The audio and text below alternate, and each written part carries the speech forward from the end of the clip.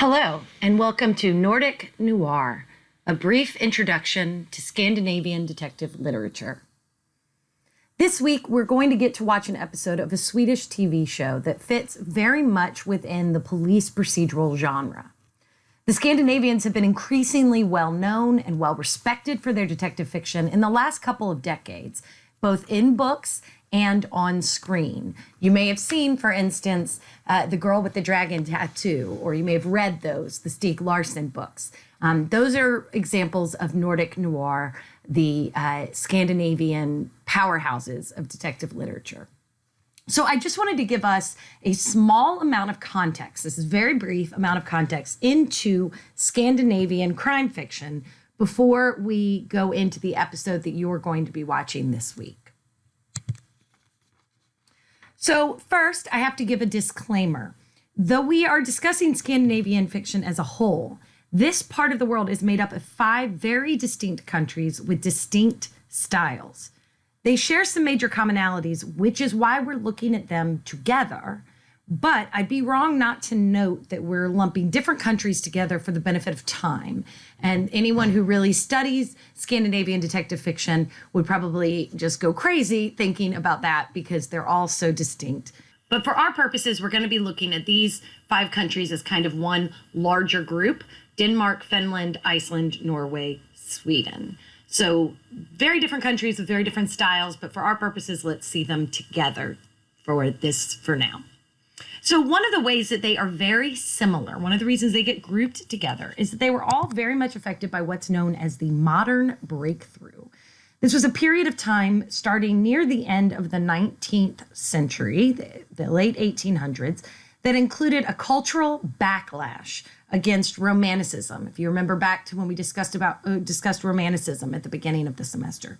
This is a backlash against Romanticism in favor of more realism and more liberal views on religion, science, sex role, gender roles, all of those things. Those cultural views were stoked by the first half of the 20th century, particularly the Nazi occupations of Denmark and Norway. So the Nazis were in Denmark and Norway, and then Finland had ongoing battles with the USSR and what we now know as Russia. Finland's right up against there. So they had a lot of kind of tensions going there during that time period as well. By the middle of the 20th century, all these countries were governed by parliaments that established universal welfare states. That means they have universal health care. Everybody gets health care. Universal education, free education, so people going to college, it's universally free. Universal retirement, so that there was money to provide for people when they stopped working, and universal child support, which meant, they child care and money to care for children and tax breaks on that. All of that was provided universally. Because of these systems, because the modern breakthrough led to such liberal views on these things, and the systems were constructed to allow them from the hand of the government, because of that, the state is often seen as acting on the behalf of the people's will.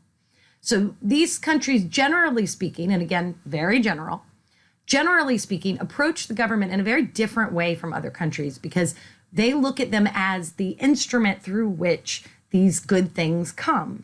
So they see it as acting on behalf of the people's will.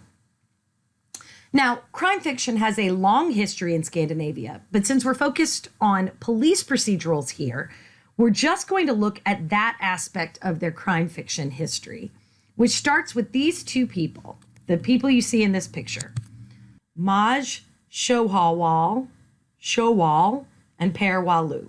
Maj Sjöwall and Per Wahlöö.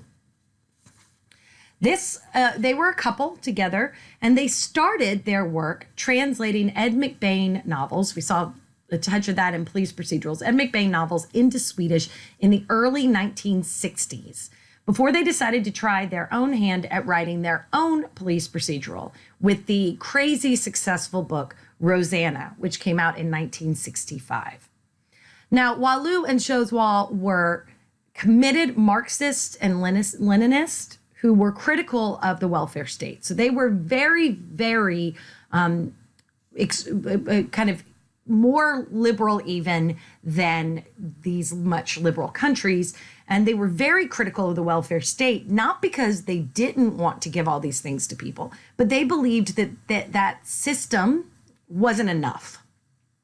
And so they believed it was too similar to capitalism, and it manifested itself as a fascist force. Even if it meant well, it didn't play out that way. That's what they believed. So they used their crime fiction, most notably the Martin Beck series, to critique the welfare state through the characters and the plot. And this is important because social and political commentary remains rooted in this style even now.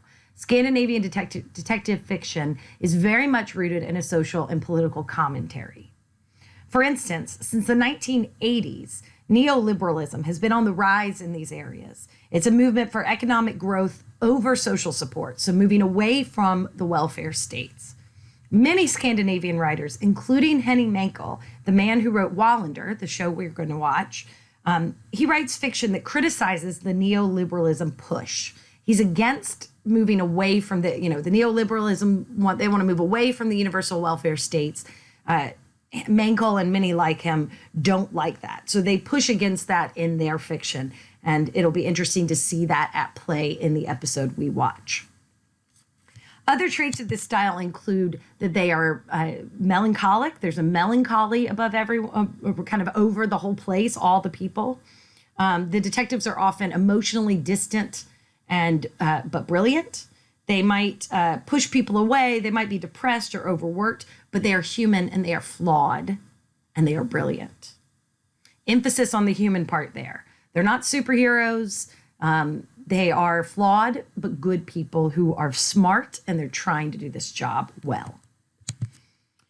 These stories also have a strong sense of place, and that incidentally is a characteristic of really all contemporary detective fiction, and arguably detective fiction always has had a strong sense of place.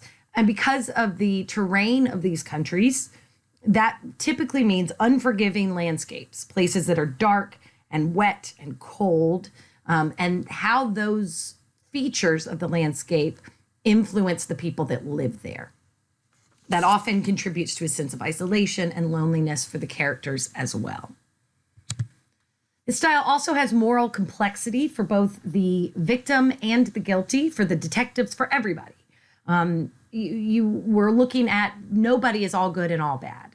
So the victim might have some things about them that make them not a person we would want to protect or feel even necessarily all that bad for. But then the guilty people, the killers in them, are also people that we kind of can understand their logic or sympathize with them in some way. And that makes for a more complex morality of these things. Again, kind of going to the idea that they are very much realists and they want to see the realism. So as we're looking at this film, these are all scenes from the film that you're going to be watching, Wallander, The Revenge, and do make sure you're watching the Swedish version of it. As you're watching this show, I want you to keep these traits in mind. How do these traits affect the story that's told? How does it make the place different, the outcome of the story different, the characters different? Let's think about the role that these cultural elements play on the stories that we're told. All right, enjoy.